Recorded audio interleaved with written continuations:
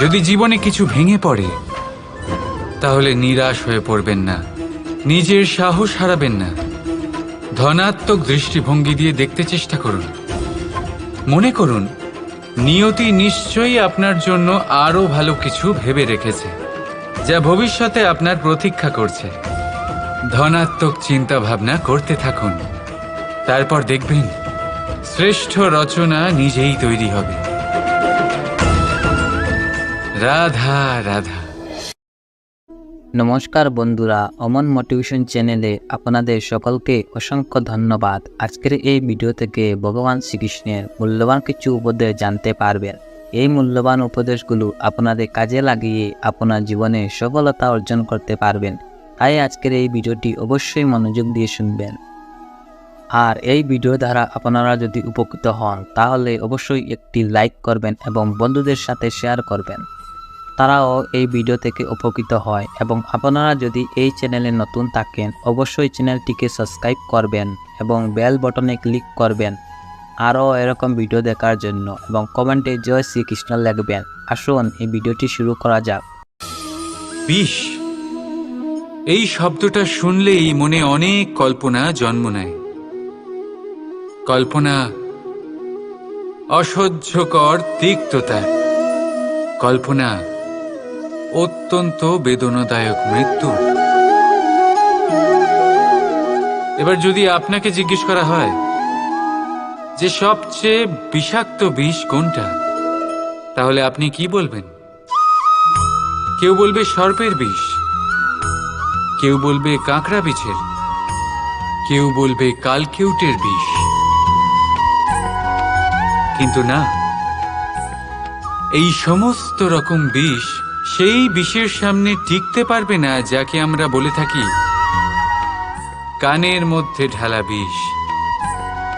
শুনতে অত্যন্ত মিষ্টি, কিন্তু তিক্ততায় অত্যন্ত বিষাক্ত।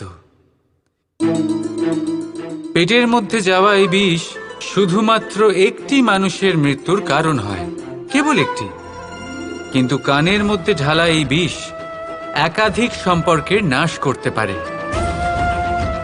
আর এটাতে সেই ব্যক্তির ভুল নেই যে আপনার কানে বিষ ভরেছে, আপনি তাকে দোষ দিতে পারেন না। এখানে দোষ আপনার নিজের, যে এই বিষকে আপনি নিজের উপরে প্রভাব ফেলতে দিয়েছেন। এই বিষকে সুযোগ দিয়েছেন আপনার ক্ষতি করতে, এটা আপনার ভুল। সেই জন্য কুমন্ত্রণায় কখনো কান দেবেন না। আপনার মনে ভালোবাসার দৃঢ়তা জাগিয়ে তুলুন আর নষ্ট করে দিন এই সংসারের সমস্ত বিষের প্রভাবকে। রাধা রাধা। জীবন, আমাদের এই জীবন, সুখ আর দুঃখ, এই দুইয়ের মিশ্রণ।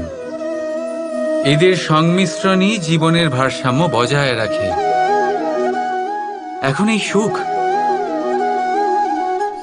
সুখ এমন এক বস্তু যাকে সবাই খুঁজে চলেছে।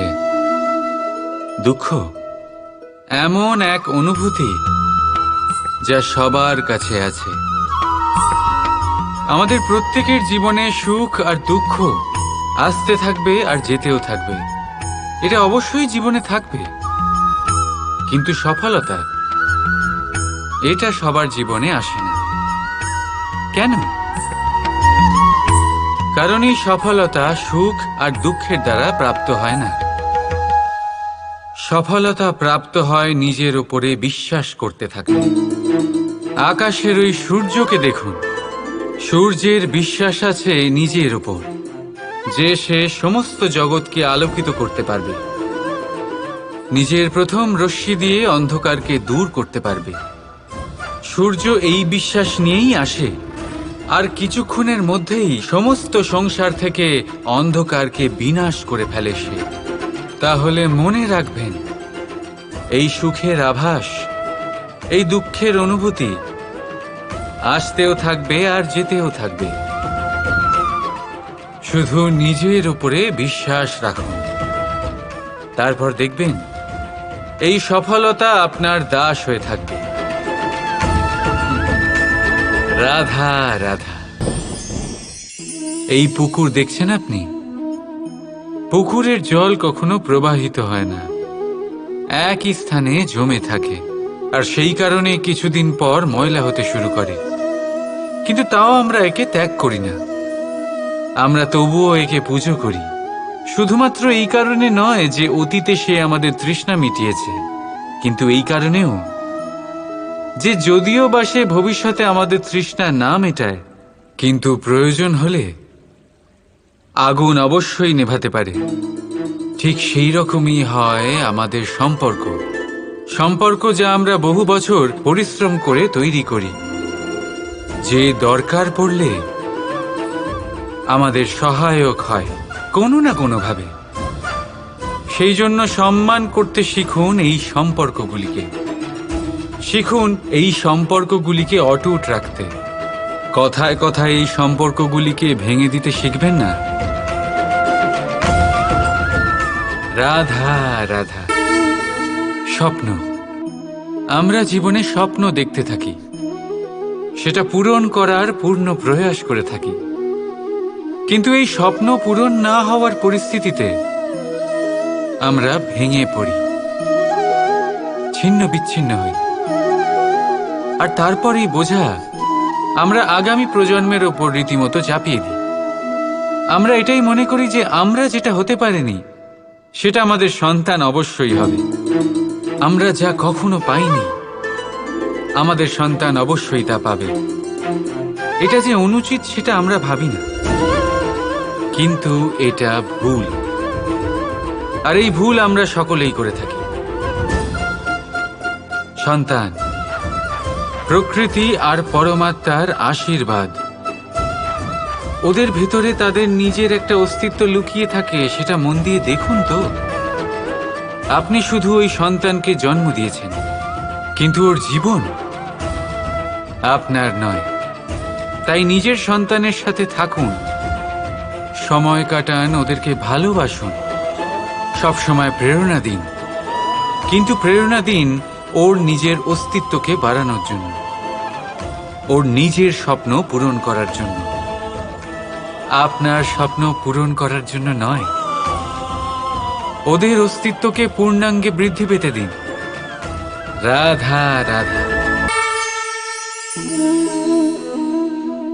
চলতে থাকা, থেমে যাওয়া, বিশ্রাম নেওয়া, তারপর দম নিয়ে পুনরায় দাঁড়িয়ে পড়া, আর তারপর আবার সেই পথ চলা।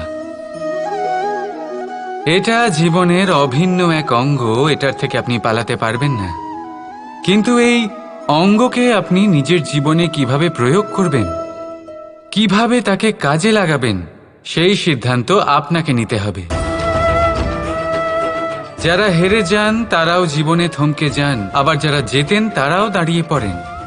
যারা হেরে যান তারা হাঁপিয়ে দাঁড়িয়ে পড়েন, যারা জিতে যান তারা দাঁড়িয়ে পড়েন সেই সর্বোচ্চ স্তরে পৌঁছে গিয়ে। এবার দাঁড়াতে তো আপনাকে হবেই, তা হতেই হবে, কিন্তু কখন কিভাবে দাঁড়াবেন, ক্লান্ত হয়ে নাকি সর্বোচ্চ স্তরে পৌঁছে গিয়ে, সেই সিদ্ধান্ত আপনার।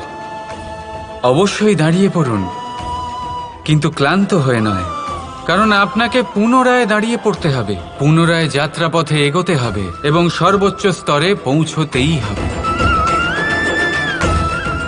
রাধা রাধা। এই সংসারে এমন কিছুই নেই যে সব সময় একই থাকবে। যা কিছু নির্মাণ হয়েছে তা একদিন অবশ্যই ভেঙে পড়বে, কিন্তু এই ভেঙে যাওয়ার বিশ্লেষণ আপনি কিভাবে করবেন তা আপনার উপরে নির্ভর করছে। ওই আকাশের দিকে তাকান, ওই মেঘ, ওটাও ভেঙে পড়ে, কিন্তু নিজে ভেঙে পড়ার সাথে বর্ষাকে তৈরি করে যায়। মাটির ডেলা অবশ্যই ভেঙে পড়ে, কিন্তু ব্যবহারযোগ্য মাটির রূপ নিয়ে। এই ধরিত্রীর বুকে কোনো এক বীজ যখন ভেঙে পড়ে, তখন ধরিত্রীর উপর এক বিশাল আকারের বৃক্ষ নির্মাণ করে।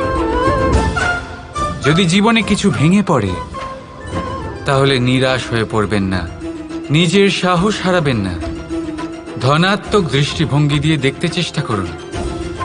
মনে করুন নিয়তি নিশ্চয়ই আপনার জন্য আরো ভালো কিছু ভেবে রেখেছে। যা ভবিষ্যতে আপনার প্রতীক্ষা করছে। ধনাত্মক চিন্তা ভাবনা করতে থাকুন, তারপর দেখবেন শ্রেষ্ঠ রচনা নিজেই তৈরি হবে। রাধা রাধা। এই মুদ্রা, এবারে ভাবুন, এটাই আমাদের জীবন। জীবনের সুখ আর দুঃখ এই মুদ্রার, এই জীবনের দুটি দিক।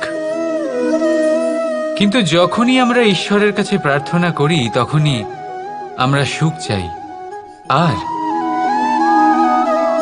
সেই সুখ আসেও। আর যখনই সেই সুখ আসে তখন ব্যক্তি সর্বপ্রথম তাকে ভুলে যায় যে দুঃখের সময় ওনার সাথে ছিলেন। আর এমত অবস্থায় উনি সাহায্য করেন না, উনি করেন উপকার। আর এই উপকারের বদলে মানুষের থেকে উনি নিজের জন্য শ্রদ্ধা চান। আর সেই শ্রদ্ধা, সেই চাহিদার কারণে উনি নিজেকে অন্যদের থেকে শ্রেষ্ঠ, অন্যদের থেকে ভিন্ন মনে করতে বিবশ হয়ে যান। আর আলাদা হবার কারণে তার মধ্যে জেগে ওঠে অহংকার, আর সেটাই হয় তার পতনের কারণ। এবার এতে কি করা যেতে পারে? কি চাওয়া যেতে পারে ঈশ্বরের কাছে? এই প্রশ্ন অবশ্যই মনে আসে। ঈশ্বরের কাছে চান সুখ, শুধুমাত্র ততটাই যাতে অহংকার না আসে, আর দুঃখ ততটাই যাতে শ্রদ্ধা না চলে যায়। রাধা রাধা। এই সংসারের অন্তের, এর বিনাশের প্রারম্ভ কিভাবে হয়? কোনো যোগের মাধ্যমে? কোনো ভয়ানক অসুরের আগমনে? নাকি প্রকৃতির রাগের কারণে? না, এই সংসারের বিনাশের প্রারম্ভ হয় আমি থেকে। এই আমি, এই তুমি, এটা আমি করেছি, ওটা তুমি করেছো, এটা আমার, ওটা তোমার, আদি ইত্যাদি। এই ভাব যখন মনে বাসা বেঁধে নেয়, সর্বপ্রথম ঘর ভাগ হয়, তারপর বসতি, তারপর প্রাণ, আর তারপর দেশ, আর সবার শেষে সমস্ত সংসার ভাগ হয়ে যায়। আর এই ভাগ হয়ে যাওয়া শেষে মনোমালিন্যে পরিণত হয়। এখন এমত অবস্থায় কি করা যেতে পারে? কিভাবে বাঁচা যায় এই পরিস্থিতির থেকে? কিভাবে দূরে থাকা যায় এই বিনাশের থেকে? উত্তর সেই একটাই, করুণা। একে অপরের দরকারগুলি বুঝুন, একে অপরের সমস্যাগুলি বুঝুন, একে অপরের দুঃখের সাথী হয়ে দাঁড়ান, একে অপরের সুখের ভাগীদার হন। আর শেষে যখন এই আমি আমরাতে পরিণত হবে, তখন এই বিনাশ নিজে থেকেই দূরে চলে যাবে। তাহলে আমরাতে বিশ্বাস করতে শিখুন, আর আমার সাথে ভালোবেসে বলুন, রাধা রাধা। আপনি এমন অনেক মানুষকে দেখে থাকবেন যারা এই সংসার ত্যাগ করেছেন, নিজেদের ঘর বাড়ি সমস্ত সম্পর্ক ছেড়েছেন, বেরিয়ে পড়েছেন শুধুমাত্র ঈশ্বরের খোঁজে। মন দিয়ে সেবা করেছেন, কিন্তু তাও ওনারা কখনো ঈশ্বরের দর্শন পাননি। উল্টে মনে অসন্তুষ্টি আরো বেড়ে গেছে। কেন হয় এমনটা? একটা গুরুত্বপূর্ণ কথা মনে রাখবেন, সেই ঈশ্বরই আনন্দ। ধ্যানের অর্থ হলো মনে আনন্দের জাগরণ করা, আর সেবার অর্থ হলো সেই আনন্দকে সবার মধ্যে ভাগ করা। তাহলে যদি আনন্দকে জাগ্রত করো আর সবার মাঝে ভাগ করে দাও, তাহলেই ঈশ্বররূপী আনন্দ তুমি অবশ্যই পাবে।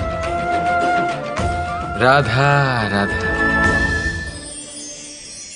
যদি আমাদের জীবনে কোনো শিল্পই না থাকে, তাহলে আমাদের জীবনটাই নীরস হয়ে যাবে। এখন যদি সবাইকে আমি জিজ্ঞেস করি সব থেকে বড় শিল্প কি, তো কেউ বলবে চিত্রশিল্প, কারণ তা ওনার মনকে আনন্দ দেয়। কেউ বলবে যুদ্ধ শিল্প, কারণ তাতে বিজয় প্রাপ্ত হয়। কেউ বলবে ভবন নির্মাণ শিল্প, কারণ তাতে ছাদ পাওয়া যায়।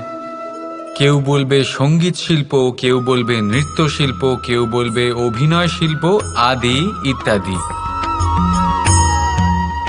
কিন্তু এই কথা নিয়ে বিবাদ করা অনুচিত, হতেই পারে না। কারণ প্রত্যেক ব্যক্তির নিজস্ব চিন্তাধারা এবং নিজস্ব দৃষ্টিভঙ্গি থাকে। শুধু একটা কথা আছে, একটা বিশেষ বিষয় যা সব শিল্পতেই পাওয়া যায়, মনকে প্রভাবিত করার গুণ। তো সব থেকে বড় শিল্প সেটা যা মনকে প্রভাবিত করে, আর সব থেকে বড় শিল্পী সে যে অন্যের মনে প্রবেশ করে। যার কাছে এই গুণ আছে সে সব থেকে বড় শিল্পী হবেন। যদি এই সংসার রঙ্গমঞ্চ হয়, তাহলে আমরা এই রঙ্গমঞ্চের শিল্পী। আর এখানেও সব থেকে বড় শিল্পী সেই হবে যে অন্যের মনে প্রবেশ করে সেখানে ঘর বাঁধতে পারে। আর এই মন অবধি পৌঁছনোর সিঁড়ি হল 2.5 অক্ষরের শব্দ, প্রেম। তাহলে প্রেম করতে থাকুন, প্রভাব বিস্তার করুন। রাধা রাধা। সূর্য আর চন্দ্র দুজনেই আকাশের অমিত চিহ্ন, দুজনেই প্রকাশ বিস্তার করে, কিন্তু সবসময় দুজনের তুলনা করা হয়। কে অধিক শীতল আর কে অধিক তীব্র, কে অধিক তেজবান আর কে অধিক শান্তিপ্রিয়। এবার এই তুলনা করা কি উচিত কাজ? কখনোই না। কারণ এই দুজনেই যতই প্রকাশপুঞ্জ হোক, কিন্তু এই দুজনেই ভিন্ন। দুজনেরই নিজের নিজের মাহাত্ম্য আছে, আর দুজনেরই নিজস্ব সময় আছে আলোকিত হওয়ার। তাই এদের তুলনা করা অনুচিত। ঠিক সেইভাবেই আমাদের জীবনেও তুলনা করা অনুচিত হবে। নিজের তুলনা অন্য কারোর সাথে কখনো করবেন না। আর যদি অন্য কেউ আপনার তুলনা অন্য কারোর সাথে করে, তাতে মন দেবেন না। কারণ এই তুলনা থেকে নিজেকে হীন ভেবে নেওয়া আপনার জন্য ক্ষতিকর। এটা আপনার জন্য লাভজনক নয়। শুধু চেষ্টা করতে থাকুন, নিজেকে বিস্তার করতে থাকুন, আর অপেক্ষা করুন সঠিক সময়ে। কারণ সঠিক সময় আসলে আপনি নিজের গুণ, নিজের দক্ষতা অবশ্যই দেখাতে পারবেন। রাধা রাধা। জীবনে সবাই মহান হতে চায়, সবাই বড় হতে চায়, কিন্তু বড় হয় কিভাবে?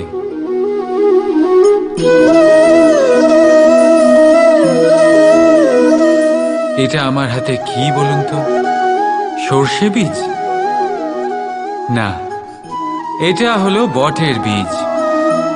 এই বীজ এত ছোট হয় যে সবার সাথে সহজেই মিশে যায়, বড়ই সহজে ধরণীতে মিশে যায়। কিন্তু যখন এটা বৃক্ষরূপে বড় হয়, আর তারপর যখন পড়ে যায়, সমস্ত পরিবেশকে কাঁপিয়ে দেয়। ঠিক এইভাবেই বড় হতে থাকুন, বটের বীজ আর বটের বৃক্ষ। আর যদি জীবনে আপনি সত্যি বড় হতে চান, তবে সর্বপ্রথম নিজের অহংকারকে, নিজের অভিমানকে ছোট করে নিন। এত ছোট যাতে সবার সাথে বসতে পারেন, কিন্তু অন্তর থেকে এত বড় হয়ে যান যাতে যখন আপনি উঠবেন, তখন কেউ যাতে আর বসে না থাকতে পারে। রাধা রাধা। আমাদের মধ্যে এমন কজন আছে যারা ভয়তে ভীত হয়ে পড়ে? কোনো বৃহৎ কার্য করার আগে মনের সামঞ্জস্য হারিয়ে ফেলে। মোটামুটি সবাই, তাই না? প্রত্যেক ব্যক্তির মনেই এই ভয় জাগ্রত হয়। তবে এর অর্থ আমার দৃষ্টিভঙ্গি দিয়ে মনে হয় এই ভয়ের অনুভূতি খারাপ নয়। কারণ যদি এই অনুভূতি খারাপ হতো, তাহলে কি ঈশ্বর এই অনুভূতি প্রত্যেক প্রাণীকে দিতেন?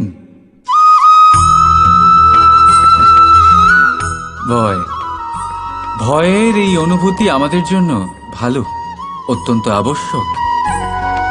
মনে রাখবেন, যে কোনো কার্য করার আগে যদি মনে ভয় উৎপন্ন হয়, তাহলে এর অর্থ এই যে ওই কার্য করার সময় অনেক সংকটের সম্মুখীন আমাদের হতে হবে, আর সেই সংকটের সম্মুখীন হওয়ার জন্য আমাদের অত্যন্ত সাহসী হতে হবে। শুধুমাত্র এই কথা মনে রাখবেন, মনে সাহস জুগিয়ে এগিয়ে চলুন এই ভয়ের যাত্রাতে, কারণ এই ভয়ই আপনাকে আপনার লক্ষ্যে পৌঁছতে প্রেরণা যোগাবে, আপনাকে শক্তি প্রদান করবে। তাই এই ভয়ের দ্বারা ভয়ভীত হবেন না, এই ভয়কে জয় করুন। আর আমার সাথে ভালোবেসে বলুন, রাধা রাধা। মৎস্য, জলের রানী বলা হয় তাকে। জলের ধারায় জীবিত থাকে। সহস্র প্রকার মৎস্য হয়, কিন্তু সব মৎস্যের মধ্যেই একটা মিল অবশ্যই থাকে। জানেন সেটা কি? সেটা হলো যে মৃত মৎস্য স্রোতের সাথে বয়ে যায়, আর জীবিত মৎস্য ওই স্রোতের বিরুদ্ধে সাঁতার কাটতে সক্ষম হয়। তাহলে প্রেরণা নিন ওই মৎস্যের থেকে, যে নানান প্রতিকূলতার বিরুদ্ধে যাবার সাহস রাখে, যে স্রোতের বিরুদ্ধে যাবার অনর্গল চেষ্টা করতে থাকে। আপনিও শুনুন আপনার হৃদয়ের ধ্বনি, শুনুন আপনার মনের কথা, আর আপনার জীবনরূপী স্রোতকে বাধা নয়, লক্ষ্য বানিয়ে সামনে এগিয়ে চলুন। রাধা রাধা। জীবনে যখনই আমরা কোনো সমস্যার সমাধান খুঁজে পাই না, তখন আমরা কি করি? আমরা ঈশ্বরের কাছে শরণাপন্ন হই, সাহায্যের জন্য প্রার্থনা করি, পথ জানতে চাই, তাই না? কিন্তু আপনি কি কখনো ভেবে দেখেছেন একটা পাথরকেও ঈশ্বরের মূর্তি হওয়ার জন্য কতটা পরিশ্রম করতে হয়েছে? কতবার হাতুড়ির ঘা সহ্য করতে হয়েছে, ছেনির ঘা সহ্য করতে হয়েছে, তারপর আমাদের সামনে সে ভগবান রূপে আবির্ভূত হয়েছে। তাই জীবনে এত ছোট ছোট কথা ঈশ্বরের কাছে চেয়ে নিজের সময় নষ্ট করবেন না, বরং অন্তর থেকে প্রচেষ্টা করুন, সংঘর্ষ করুন, সব পাবেন। শুধুমাত্র একটা জরুরি কথা মনে রাখবেন, পরিশ্রম না করে কেউ কখনো মহান হতে পারেন না, ভগবানের মূর্তিও না। রাধা রাধা। প্রজাপতি আকাশে উড়ে বেড়ায়, সে সুন্দর ফুলের রস আস্বাদন করে, উন্মুক্ত উড়ে বেড়ায়, কিন্তু তারও বিপদ কম কিছু নেই। যেমন হলো পতঙ্গ, জন্তু এই প্রজাপতিকে নিজের আহার করে নেয়, তাকে এদের থেকে সাবধানে থাকতে হয়। সত্য হলো এটাই যে এই প্রজাপতি ততদিনই সুরক্ষিত থাকে যতদিন এদের পাখনা বৃদ্ধি পায় না। যখন এরা এদের খোলসের মধ্যে থাকে, যখন না কারো দৃষ্টি এদের ওপর পড়ে, আর না কোনো শত্রু এদের আঘাত করতে পারে, কিন্তু তখন তারা বন্ধ থাকে, অবিচল, নিশ্চল থাকে। এই সুন্দর সংসার দেখার জন্য, এই সুন্দর আকাশ পাওয়ার জন্য তাকে তার সুরক্ষা ক্ষেত্র থেকে বাইরে বেরিয়ে আসতেই হয়। আর এটাই জীবনের নিয়ম। মানুষের সাথেও ঠিক এরকমই হয়। যদি মানুষ বিশ্রাম আর সুরক্ষা এদের বন্ধন থেকে না বেরোয়, তাহলে সে জীবিত অবশ্যই থাকবে, কিন্তু জীবন ধারণ করতে পারবে না। কারণ যদি জীবনে বড় কিছু করতে হয়, বড় কোনো কিছু পেতে হয়, সাফল্যের শিখর অবধি পৌঁছতে হয়, তাহলে সর্বপ্রথম আপনাকে নিজের সুরক্ষা ক্ষেত্র থেকে বেরিয়ে আসতেই হবে, এই আরামকে ত্যাগ করতেই হবে। তবেই আপনি সফল হতে পারবেন, তবেই আপনি এই প্রজাপতির মতো আকাশে উড়ে বেড়াতে পারবেন। রাধা রাধা। মানুষের মধ্যে ছোট একটা সমস্যা আছে, সে কখনো নিজের নিন্দা নিজে শুনতে পায় না। যদি কেউ তার বিষয়ে খারাপ কিছু বলে সে সহ্য করতে পারে না। সে সবসময় ভয় পেয়ে থাকে যে এই যে আশেপাশে মানুষগুলি তারা তার বিষয়ে খারাপ কিছু ভেবে না নেয়। আর যদি সে জানতে পারে যে তার পিঠ পিছে তার বিষয়ে খারাপ কেউ কিছু বলছে, তখন সে দুঃখী হয়ে যায়। এবার এই কারণে কি আপনার দুঃখ পাওয়া উচিত? কখনোই নয়। কারণ সর্বপ্রথম আপনার যেটা মনে রাখা উচিত, যদি কেউ আপনার পিছনে খারাপ কথা বলছে, সে প্রথমেই আপনার থেকে 2 কদম পিছিয়ে আছে, তাই না? ঈর্ষাবশত আপনার বিষয়ে খারাপ কথা বলতে পারে, কিন্তু যদি এরকম না হয়, যদি তার কথাগুলো সত্য হয়, তবে সর্বপ্রথম নিজের ভুলগুলিকে বুঝুন, সেই সত্যকে বুঝুন, ঝেড়ে ফেলে দিন নিজের দোষগুলিকে। আর তখন দেখবেন আপনি তাদের থেকে আরো 2 পা এগিয়ে গেলেন। কারণ এই জীবনের রথ সামনের দিকে তাকিয়ে এগোয়, পেছনের দিকে তাকিয়ে নয়। তাই পেছন ফিরে দেখা ছেড়ে দিন। যেটা বর্তমান সেটাই দেখুন, সেটা নিয়েই বাঁচুন। যেটা ভবিষ্যৎ, যেটা আপনার লক্ষ্য, সেটার দিকে এগোন। আর আমার সাথে ভালোবেসে বলুন, রাধা রাধা। আমি অনেক মানুষকে এটা বলতে শুনেছি যে মানুষ মানেই ভুলের বাক্স, মানুষ নাকি ভুলে ভর্তি পুতুল। আর এটাই সত্যি। দেখুন, ভুল কার দ্বারা হয় না, প্রত্যেকের দ্বারা হয়। আর একটা নয়, অনেক ভুল হয়। কিন্তু মনে রাখবেন, তাদের বস্ত্রতেই কাদা লাগে যারা কাদা পরিষ্কার করার প্রচেষ্টা করেন। তাহলে যেখানে চেষ্টা আছে সেখানে ভুল তো হবেই। এবারে যদি আপনি কোনো নতুন সংকল্প করতে যান, কোনো বড় কাজ করতে যান, আর আপনার দ্বারা কোনো ভুল হয়ে যায়, তাহলে কোনো ব্যাপার নয়, তার জন্য পস্তাবেন না। নিজের ভুলটাকে চিনুন, তাকে বুঝুন, তাকে শুধরাবার চেষ্টা করুন। আর সব থেকে জরুরি কথা, নিজের ভুল থেকে শিখুন। তাদের হাত থেকেই রক্তপাত হয় যারা কাঁটার মধ্যে লুকোনো ফুলকে খোঁজার চেষ্টা করে। তাই মনে রাখবেন, যে জীবনে কোনো ভুল করেনি সে জীবনে নতুন কিছু করার কোনো চেষ্টাও করেনি। এই ভুল আপনার সব থেকে বড় শিক্ষক। তাই সেটাতে দুঃখী হবেন না, তার জন্য পস্তাবেন না।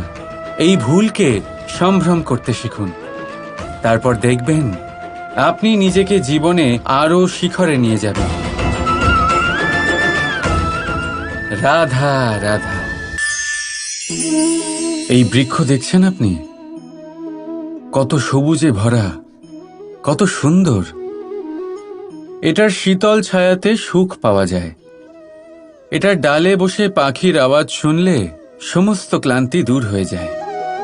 কিন্তু এই বৃক্ষ কি শুরু থেকেই এরকমই ছিল? এটা কি সবসময় এরকমই ছিল? না।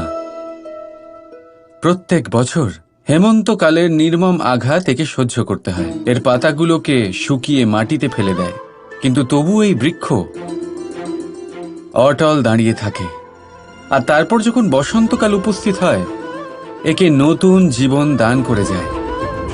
এটার মধ্যে পুনরায় ছোট ছোট ফুলের কুঁড়ি দেখা যায়। এই বৃক্ষ হেমন্তের মুখোমুখি হয়েছিল, তাই আজ সবুজে ভরা। এটা পুরনো পাতার জন্য শোক পালন না করে পরিবর্তন স্বীকার করেছিল, তাই আজ আমাদের সাথে এই সুখ ভাগ করতে পেরেছে। তাই মনে রাখবেন একটা অত্যন্ত জরুরি কথা, পরিবর্তন আর কষ্ট, এটাই সংসারের সব থেকে মহান সত্য। যারা এটা স্বীকার করে নিয়েছেন, ধরে নিন তারা ধন্য হয়ে গেছেন। রাধা রাধা। আসুন আপনাদের স্বাগত জানাই। আমাদের আশেপাশে এরকম অনেক মানুষ থাকেন যারা খুব ভালোভাবে কথা বলতে পারেন, যারা নিজের মিষ্টি কথায় সবাইকে আকর্ষিত করেন, আর সেই জন্যই তিনি আকর্ষণের কেন্দ্র হয়ে যান। আর আমাদের আশেপাশে এমনও কিছু মানুষ থাকেন যাদের কথা আমাদের আঘাত করে, যাদের নজর আমরা চিরকাল এড়িয়ে চলতে পছন্দ করি, তাই না? শব্দ। এই শব্দ অত্যন্ত শক্তিশালী হয়। যদি এই শব্দ নবজীবন দান করতে পারে, তবে এই শব্দ প্রাণও হরণ করে নিতে পারে। যেমন একটা শব্দ মন্ত্র হয়ে জীবনে আশা আনে, তেমনি অন্য কোনো কুশব্দ আমাদের দুঃখ দেয়, আমাদের মনে ক্রোধ জাগ্রত করে। কেন? কারণ আমাদের কথা অমূল্য, আমাদের শব্দ ব্রহ্মা। তাই অত্যন্ত ভেবেচিন্তে মনের দাড়িপাল্লায় মেপে নিজের শব্দ প্রয়োগ করবেন, কারণ এই শব্দ দিয়েই শুরু আর এই শব্দ দিয়েই শেষ। রাধা রাধা।